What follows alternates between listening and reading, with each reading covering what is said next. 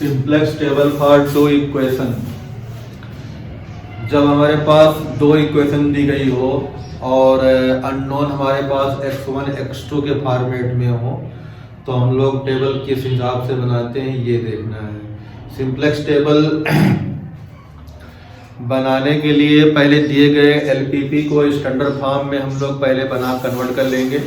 जब तक क्वेश्चन हमारा स्टैंडर्ड फॉर्म में नहीं होगा तब तक हम लोग सिंपलेक्स टेबल बनाने के लिए जो है ट्राई नहीं करेंगे। जब दिया गया क्वेश्चन एलपीपी का by method of simplex solve करने के लिए बताया जाए तो उसे पहले जो है स्टैंडर्ड फॉर्म में बदल लेंगे, फिर जो है प्रोसीड करेंगे। तो मान लेते हैं हमारे पास कोई क्वेश्चन दिया गया होगा जो सिंपलेक्स फॉर्म में सॉल्व करने के लिए प्रोवाइड किया गया होगा और स्टैंडर्ड फॉर्म में होगा। तो हमारे पास जो दिया गया है तो z इक्वल टू हमारे पास मैक्सिमाइज होगा ही, नहीं होगा तो हमें करना पड़ेगा। तो z equal to 3x1 plus 2x2, 3x1 plus 2x2 और दो इक्वेशन मेंशन है तो दो इक्वेशन किस तरह दी गई है उसको लिखना पड़ेगा। तो x1 plus x2 less or equal to 4, x1 plus x2 less or equal to 4 और दूसरी इक्वेशन दी गई है x1 minus x2, x1 minus x2 less or equal to 2। दो इक्वेशन दी गई है और एक z मैक्स के लिए कंडीशन दी गई है। इस एलपीपी को बाय सिंपलेक्स मेथड सॉल्व करना है। तो स्लैक वेरिएबल और सरप्लस वेरिएबल जो हम लोग बनाते हैं वो यहाँ पे क्रिएट करेंगे। दिए गए क्वेश्चन को मैट्रिक्स फॉर्म में लिखेंगे। तो जब मैट्रिक्स फॉर्म में लिखेंगे तो हमारे पास पहली इक्वेशन जो आएगी तो x1 plus x2 plus x3 plus 0 x4 equal to 4 हो जाएगा। x1 minus x2 plus 0 x3 plus x4 equal to 2। Slack variable x3 x4 हमने जो है बना लिया। जब ग्रेटर और इक्वल टू की कंडीशन होती है तो सरप्लस वैल्यू आती है। यहाँ पे हमारे पास जो है स्लैक वेरिएबल बना लिया। इन सब चीज़ों को कैसे करते हैं पिछले जो है वीडियो में दिखाया गया है, सीखा है हम लोगों ने। सिर्फ यहाँ पे हमारा कंसंट्रेशन है how to form simplex table for two given equation. सिर्फ दो इक्वेशन के लिए जब सिंपलेक्स टेबल को हम लोग बनाना सीखेंगे तो इसमें जो हमारे पास वैल्यू आएगी वो x3 x4 आएगी। उस वैल्यू को हमें हटा के x1 x2 से रिप्लेस करना है क्योंकि आंसर x1 x2 का निकालना है। वो सारा जो ताम झाम करना है उसको यहाँ हम समझ रहे हैं। किस तरह से क्वेश्चन को स्टैंडर्ड फॉर्म में डालते हैं, कौन सी क्या होती है, ऑप्टिमल कंडीशन क्या होती है, ये सब इसके पहले के वीडियो में मेंशन है, वहाँ से देखना पड़ेगा या वो सीखना पड़ेगा। यहाँ सिर्फ जो है मेथड किसका है, formation of simplex table for two variable that is for two equation. Variable 2 हो सकते हैं, इक्वेशन कभी कभी ज़्यादा होगी। यहाँ पे हमारे पास दो इक्वेशन है और दो वेरिएबल है, उनके लिए जो है फॉर्मेशन है। तो कुछ चीज़ें जो होती हैं इम्पॉर्टेंट होती हैं, नोटेशन देखना पड़ेगा इसका, नोटेशन क्या है क्या नहीं है। तो नोटेशन वाइज अगर हम लोग जाएंगे तो पहले यहाँ पे हमारे पास जो है इसका मैट्रिक्स फॉर्म बना लेंगे। तो मैट्रिक्स फॉर्म बनाएंगे तो 1 1 1 0 ठीक, 1 माइनस 1 0 1 ये हमारे पास कोफिशिएंट ऑफ इक्वेशन की जो है मैट्रिक्स हो गई। अननोन हमारे पास यहाँ पे कितने हैं, x1 x2 x3 और x4। ये इसके किसके इक्वल हो गया, 4 2 के इक्वल हो गया। ये हमारे पास जो है स्टैंडर्ड फॉर्म में इक्वेशन मिल गई। अब इस स्टैंडर्ड फॉर्म में जो इक्वेशन मिली है इस इक्वेशन को हम लोग टेबल बनाना शुरू करेंगे। तो पहले स्टार्टिंग टेबल होगी जिसे फर्स्ट टेबल हम लोग कहेंगे। तो फर्स्ट टेबल जब बनाएंगे तो फर्स्ट टेबल की कुछ चीजें होती हैं। हमारे पास 4 अननोन है और उसके पहले हमारे पास जो है 3 कांस्टेंट जो होंगे उनको लिखना पड़ेगा। तो पहले हम लोग लिखेंगे बी सी बी और एक्स बी। तो ये बी हो गया और ये सी बी हो गया और ये एक्स बी हो गया। तो बी में हमारे पास जो आएगा वो हमारा आएगा अननोन आएगा। तो यहाँ पे y3 और y4 हमने माने हैं, x3 x4। दूसरे पे हम लोग y3 और y4 ले लेंगे, ठीक। cb जो है कास्ट फंक्शन जो निकालेंगे, cb जो होता है कोएफिशिएंट ऑफ कास्ट फंक्शन। तो z में हमारे पास यहाँ है, तो यहाँ पे हो जाएगा 0x3 और 0x4। तो यहाँ 0 कास्ट फंक्शन, यहाँ कास्ट फंक्शन 0 है, तो इसका हमारे पास 0 0 उतर जाएगा। x और y को हम सेम मानते हैं, x1 y1 x2 x1 y x1 equal to y1, x2 equal to y2 और x3 equal to y3, x4 equal to y4। कितना ट्रीट होगा यहाँ पे। और xb जो हमारे पास है वो कांस्टेंट वैल्यू जो आई है वो कितनी आई है 4,2, ठीक। अब यहाँ पे हमारे पास जो है y1 y2 y3 और y4 हो जाएगा। तो ये वैल्यू जो है, फिर उसके बाद हमारे पास यहाँ आएगा minimum ratio x B upon y जे, ठीक।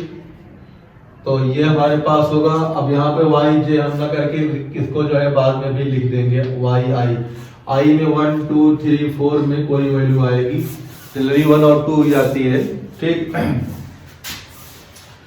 तो यहाँ से हमारे पास जो है कोएफिशिएंट उतारो, तो 1 1 ये पूरा जो है उतर जाएगा। 1 0 1 -1 0 और 1। अब हम लोग जो है पहली टेबल या फर्स्ट टेबल है, यहाँ पे लिखते हैं सीजे। सीजे जो होता है जेड या कास्ट फंक्शन की जो वैल्यू होती है उसको हम लोग उतार देते हैं। तो सीजे में हमारे पास जो जेड मैक्सिमाइज दिया होगा उसे कास्ट फंक्शन कहा जाएगा। उस कास्ट फंक्शन के जो कोएफिशिएंट होते हैं x1 x2 x3 और x4 के, उनको उतारा जाएगा। तो यहाँ पे 3 2 0 0 है, 3 2 0 0, ये सीजे हो गया। अब हम निकालेंगे यहाँ जेड। क्या निकालेंगे? जेड जो होता है जेड की वैल्यू जो हमारे पास आती है वो मल्टीप्लाई करके जो है ऐड करके लिखी जाती है। तो सी और सी बी और एक्स बी को मल्टीप्लाई करके हम लोग लिखेंगे। तो यहाँ पे हमारे पास 0 0 × 4 0 × 2, तो यहाँ 0 0 उतर जाएगा। तो हमारे पास जेड जे आ जाएगा 0 0 0 0। और सीजे यहाँ पे हमारे पास जो पहले से है वो लिख लेंगे 3 2 0 0, ठीक। माइनस करेंगे तो जेड जे माइनस सीजे की जो वैल्यू आएगी -3 -2 0 0। ये ज्यादा निगेटिव है, मोस्ट निगेटिव है। जो वैल्यू मोस्ट निगेटिव होती है या निगेटिव में बड़ी वैल्यू होती है वो जो है इंटर करेगी, इंटरिंग वेक्टर हो जाएगा ये। अब हमारे पास यहाँ y1 के लाइन में -3 है, तो यहाँ पे y1 आएगा। तो xb अपान y1 की वैल्यू लेंगे तो xb 4 है, 4/1 4/1 2/1, तो इसकी वैल्यू 4, इसकी वैल्यू 2। तो ये क्या हुआ? मिनिमम हुआ। तो ये मिनिमम हुआ, तो इसका मतलब हमारे पास कौन सा है मिनिमम? y4। तो y4 जो है आउट गोइंग होगा। y4 क्या होगा? आउट गोइंग होगा। ये हमारे पास आउट गोइंग वेक्टर होगा। अब आउट गोइंग वेक्टर मतलब y2 और y1 दो जो है निकालने थे, y3 y4 को हमने एक्स्ट्रा किया है, तो धीरे धीरे y4 और y3 को जो है हटाना पड़ेगा। तो यहाँ पहले स्टेप में हमारे पास y4 गायब हो रहा है, इसके प्लेस पे नई टेबल में जो वैल्यू आएगी वो वैल्यू आएगी अब यहाँ पे y1।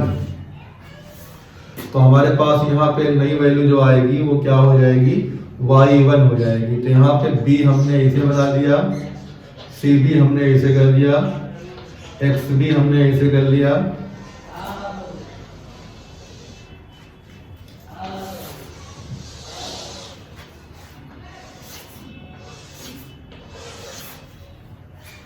तो b के प्लेस पे हमारे पास जो आया है y3 तो रहेगा ही, ये y4 जो है y1 से रिप्लेस हो जाएगा, y4 रिप्लेस होगा y1 से। अब y1 का कास्ट फंक्शन और y3 का कास्ट फंक्शन, तो y1 का कास्ट फंक्शन 3 है तो यहाँ 3 लिख दिया जाएगा, और y3 का कास्ट फंक्शन हमारे पास कितना है 0। x3 y3 इक्वल मानते हैं तो इसका 0 यहाँ 0 लिख दिया जाएगा। और xb में जो वैल्यू होगी वो वैल्यू चेंज होगी, अभी कैसे बदलती है देखते हैं हम लोग। ठीक, अब मिनिमम रेशियो हमारे पास ये हो गया, ठीक, और ये हो गया। तो इनकी लाइन से देखेंगे, जब हम लोग इस तरह से जाते हैं और ये प्रोसीड करते हैं तो जो कॉमन पे आता है हमारे पास वो चीज जो होती है 1 करनी होती है। तो बाई चांस यहाँ ये 1 है, ये वैल्यू अगर 1 ना होता तो 1 बनाना पड़ता है, यहाँ पे 1 पहले से है इसलिए इसमें चेंज नहीं करना पड़ेगा। तो इस नए वैल्यू को की एलिमेंट कहेंगे, ये हमारे पास क्या कहलाएगा, की एलिमेंट।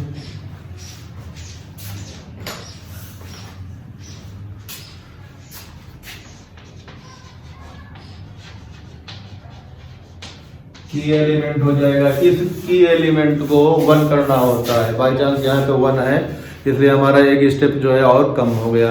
इसको 1 करने के लिए पूरी इक्वेशन को यहाँ से xb से लेके यहाँ तक का क्या होता है, मल्टीप्लाई किसी सुटेबल वैल्यू से करते हैं। तो यहाँ 1 है तो 1 करने के लिए 1 से मल्टीप्लाई करें या ना करें कोई फर्क नहीं पड़ता।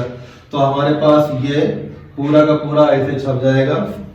तो यहाँ पे आ जाएगा 2, यहाँ पे हो गया हमारे पास 1, यहाँ पे -1, ये हो गया 0, ये हो गया 1, इसमें चेंज नहीं हुआ। अब हमारे पास जो है ये लाइन हमारे पास क्या हो गई, नई लाइन हो गई। और यहाँ पे ओल्ड लाइन हमारे पास जो है ये वाली है, इसके ऊपर इसे 0 लाना होता है। ठीक, तो इसे 0 लाने के लिए क्या करेंगे, अब हमारे पास देखो 4 1 ये 4 1 और ये 1 और ये 1 और ये 0, ये हमारे पास ओल्ड लाइन थी। इस ओल्ड लाइन को इसको 0 बनाना है, इसे क्या बनाना है, ये इक्वल टू 0 करना है। तो 0 करने के लिए इसमें से इसको माइनस कर दें या इसमें से इसको माइनस कर दें। तो हमारे पास इसको माइनस करेंगे तो यहाँ पे नई लाइन हमारे पास क्या है, 2 1 -1 0 और 1। तो माइनस करो तो इसका आंसर आएगा 2, इसका आंसर 0, इसका आंसर 2, इसका आंसर 1, इसका आंसर -1। तो ये हमारे पास जो है नई लाइन आ जाएगी, जो यहाँ पे लिखना है y3 के सामने। तो xb की वैल्यू कितनी आई 2, और इसकी वैल्यू आ गई 0, इसकी वैल्यू 2, इसकी वैल्यू 1 और इसकी वैल्यू -1। ये हमारे पास y1 y2 y3 और y4 आ गया। अब यहाँ पे मिनिमम रेशियो का कॉलम फिर हमें देखना होगा। तो बाकी चीज इसमें हम लोग हटा सकते हैं। टेबल नंबर 2 है ये टेबल नंबर 1 थी, ये टेबल नंबर क्या है 2।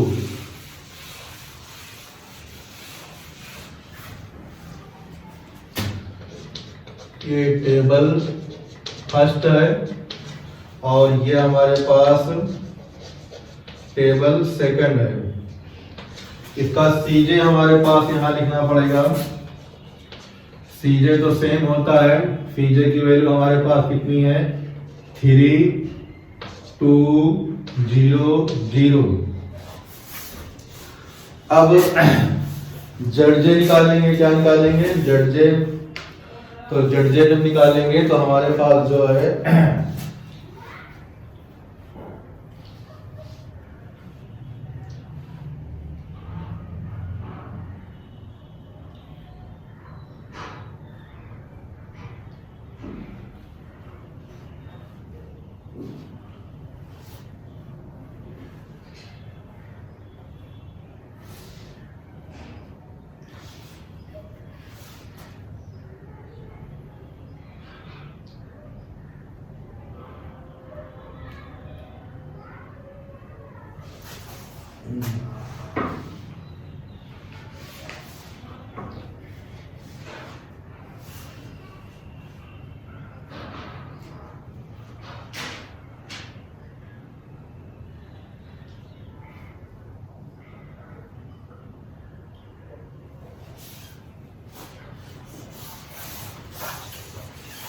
अब हमारे पास जो है जड़जे निकालने के लिए जो है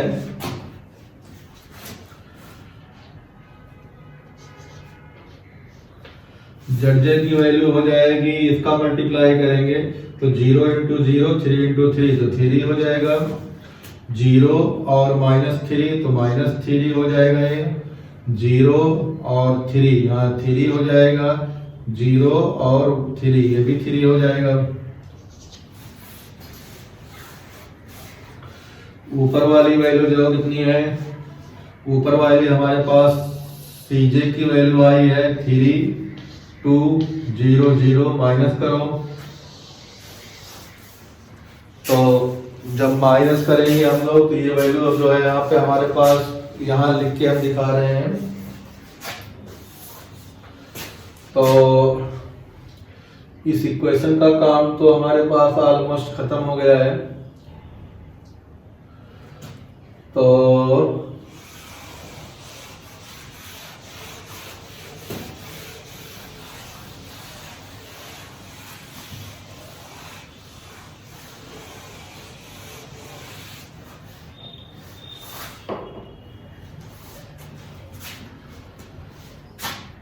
हमारे पास जो टेबल बनी है दूसरी वाली टेबल, तो दूसरी टेबल को हम लोग यहाँ से बी सी बी और एक्स बी और y1 y2 y3 और y4 ये ले लिए। यहाँ पे हमारे पास y3 था, यहाँ पे y1 था, ये था 0, ये था 3, ये था 2 और ये था 2, y0 2 1 1 0 2 1 -1। ये थोड़ा सा जो है हमने वैल्यू जो है आगे पीछे की है, इसलिए आगे पीछे बना दे, क्योंकि आगे में रेशियो भी लिखना होता है ना, इसलिए जगह यहाँ बनानी है। तो यहाँ हमारे पास हो गया एक्स बी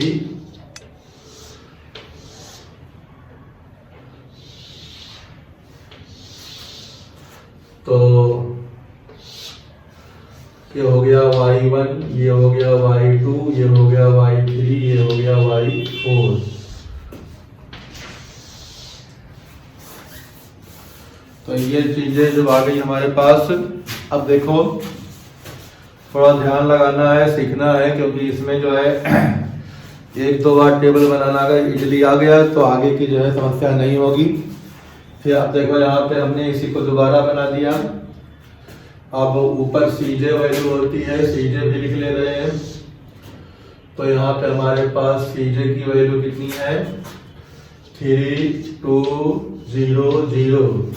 अब यहाँ पे हमने क्या लिख लिया जेड जे, जेड जे की वैल्यू कितनी आई हमारे पास 3 -3 3 3।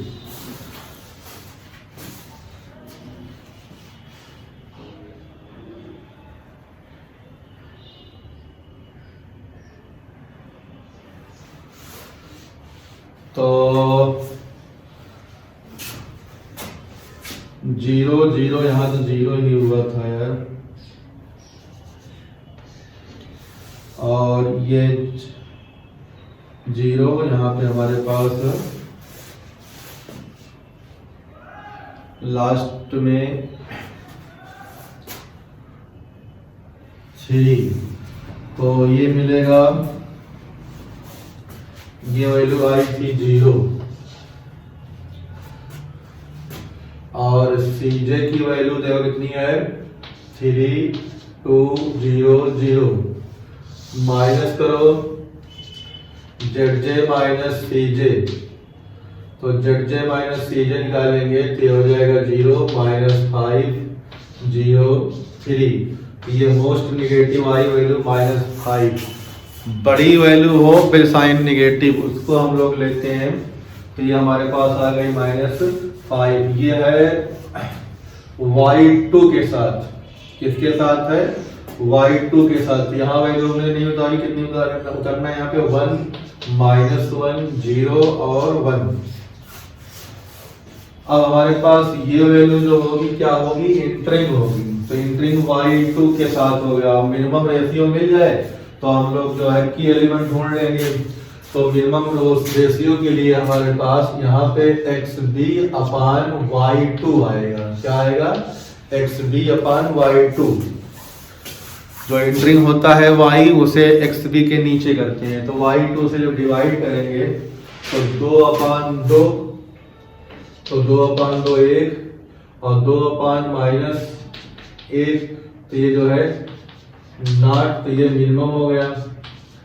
तो ये हमारे पास जो होगा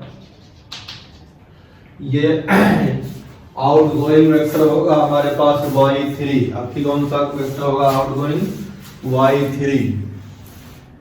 तो टेबल नंबर 2 से हमने डिसाइड कर लिया, यही टेबल 2 यहाँ बनी हुई है, तो ये हमारे पास जो है टेबल 2 है।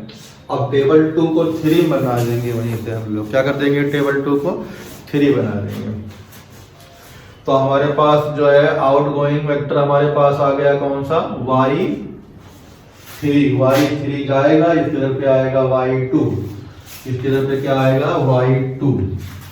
यहाँ ये हो गया हमारे पास y2। तो y2 का कास्ट फंक्शन में जो क्या है, y2 का कास्ट फंक्शन कितना हमारे पास था, y2 का कास्ट फंक्शन हमारे पास है y2, y3 हटके ये हो जाएगा हमारे पास y2 होगा, और y2 का जो है कास्ट फंक्शन हम लोग लेंगे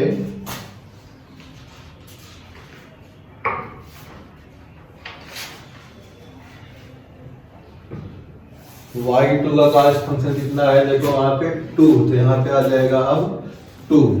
ये टेबल थर्ड बन रही है, ये टेबल थर्ड हो रही है हम लोग के पास, ठीक।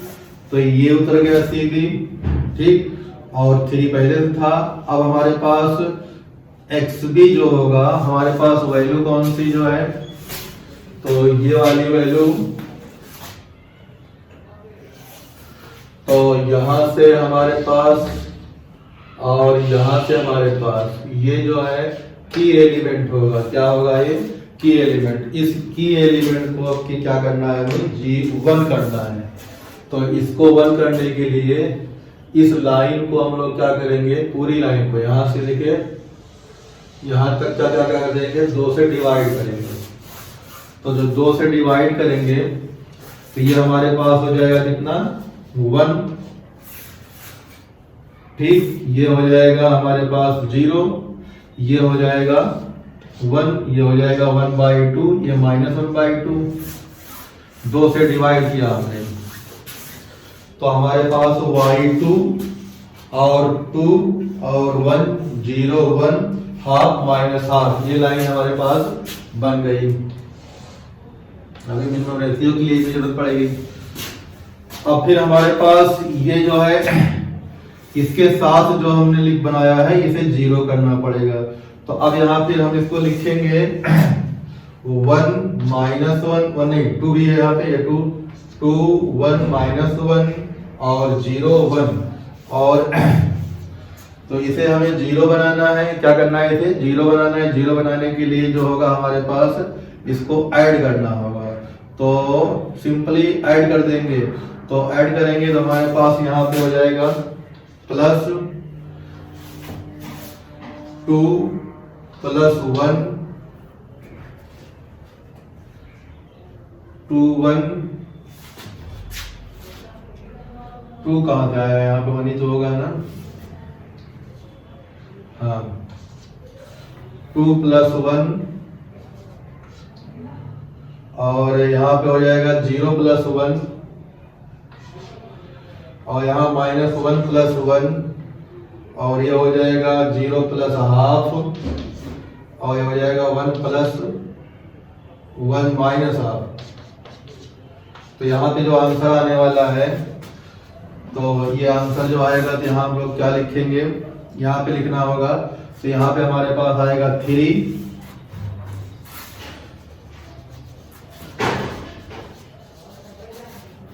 तो ये 3 हो गया, ये हो गया 1, ये हो गया 0, ये हो गया हाफ, ये हो गया हाफ। तो हमारे पास y1 का जो कोफिशिएंट बदल गया था वो हो जाएगा 3 3 1 0 हाफ हाफ। ये हमारे पास ये वैल्यू आ गई थर्ड टेबल में। सेकंड टेबल इसको ना समझना, थर्ड टेबल है, क्योंकि सेकंड टेबल का काम जो है वहां खत्म कर दिया था हमने, उसको बना दिया था। तो ये सेकंड टेबल ना होके थर्ड टेबल है। अब इसमें हमारे पास सीजे जडजे और सीजे देखेंगे। तो जडजे देखने के लिए फिर हमारे पास जो है,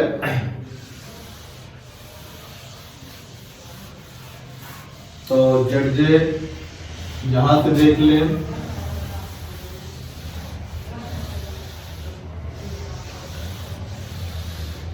टेबल थर्ड है ये।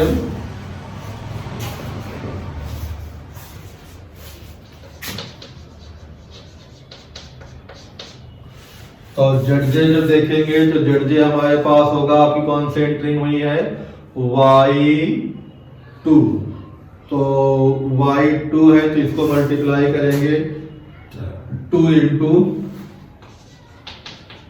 0 2 इंटू 1 और 3 इंटू 3 हो जाएगा हमारे पास 2 और इसका फिर हो जाएगा हमारे पास 1 और 3/2 1 प्लस 3/2 1 प्लस 3/2 5/2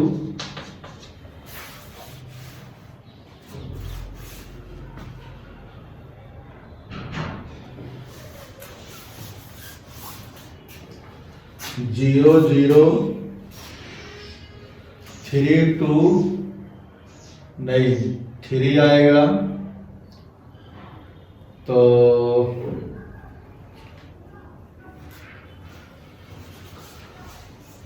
1 इंटू 0 और 3 इंटू 1 तो ये 3 हो गया। 1 इंटू 1 3 इंटू 3 1 हो जाएगा। हाफ और 3/2 तो हाफ प्लस 3/2 तो हाफ प्लस 3/2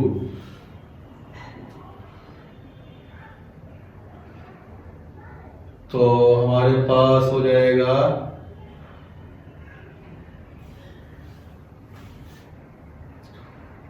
ये 2 है यार, इसका मल्टीप्लाई है ना, तो 2 तो 1 प्लस 3/2 5/2 और -1 और प्लस 3/2 -1 प्लस 3/2 तो 1/2 यहाँ पे आ जाएगा 1/2। और जडजे सीजे की वैल्यू जो है वही वाली, सीजे की वैल्यू 3 2 0 0 माइनस कर दो। जब माइनस करोगे तो हमारे पास 3 3 0 हो जाएगा, 0 हो जाएगा 5/2 1/2। अब इसमें जो है हमारे पास कोई वैल्यू निगेटिव नहीं है। यहाँ पे देखो no any value is negative. हमारे पास कोई वैल्यू निगेटिव नहीं है। अगर निगेटिव नहीं है तो ऑप्टिमल सॉल्यूशन जो है पॉसिबल या रीच कर गया।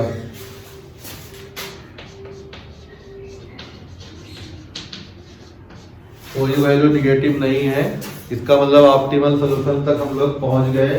अब जो है आगे फोर्थ टेबल हमें नहीं बनाना पड़ेगा। तो जो y के सामने वैल्यूज है इसमें xd वाले में, वो हमारे पास क्या हो जाएगा, आंसर हो जाएगा। तो y1 की वैल्यू आ जाएगी 3 और जो है उसकी वैल्यू आ जाएगी हमारे पास 2। तो आंसर हमारे पास इसका हो जाएगा लास्ट। अब जो आंसर जो निकलना है वो हमारे पास हो जाएगा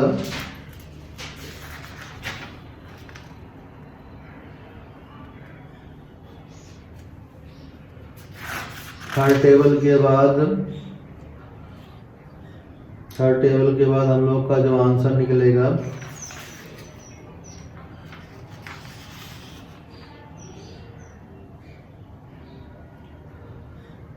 तो बेसिक फीजिबल सॉल्यूशन में जो आंसर निकालना है, जो देना है, उसकी वैल्यू हो जाएगी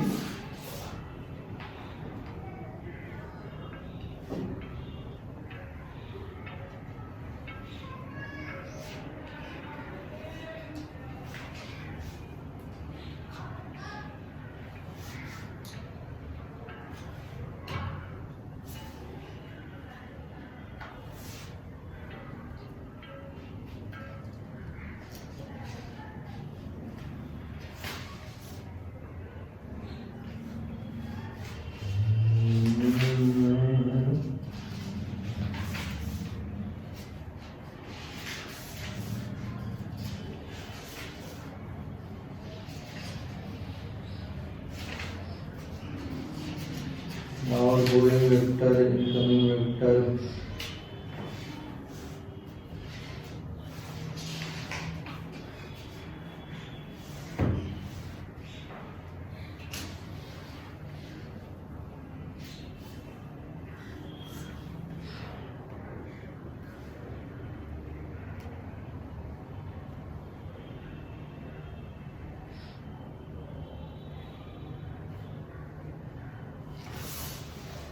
तो इसका हमारे पास जो मिलने वाला है, तो y1 equal to x1 equal to हमारे पास आ जाएगा 3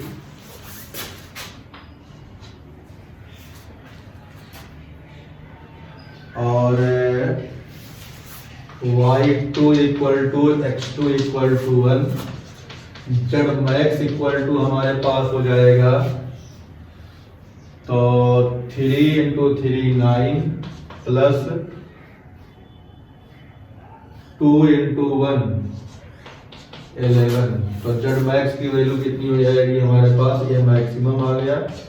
और 3,1 जो है बेसिक फीजिबल सॉल्यूशन हो गया। दिए गए हमारे पास दो वेरिएबल की जो इक्वेशन थी, जिसमें x1 x2 था और दो ही इक्वेशन हमारे पास था। तो इस तरह से जो है इसमें सिंबल हम लोगों ने सीखे, मिनिमम रेशियो कैसे निकाला जाता है और कौन सा इनकमिंग वेक्टर होता है, कौन सा आउटगोइंग वेक्टर होता है, कौन सा की एलिमेंट होता है, कौन सा सीजे होता है, कौन सा जेडजे होता है।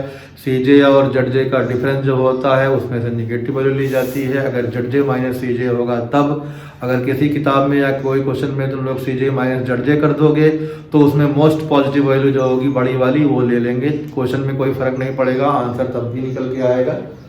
तो नेक्स्ट क्वेश्चन जो हम लोग करेंगे 3 वेरिएबल का या 3 इक्वेशन का, तो ज़्यादा क्लियर होगा। आगे देखते हैं, कहीं जो इसमें कोई समस्या होती है तो दोबारा देखो, समझो, किताब की भी रेफरेंस लो, कहाँ पे क्या बताया गया है। नेक्स्ट वीडियो देखते हैं बाद में।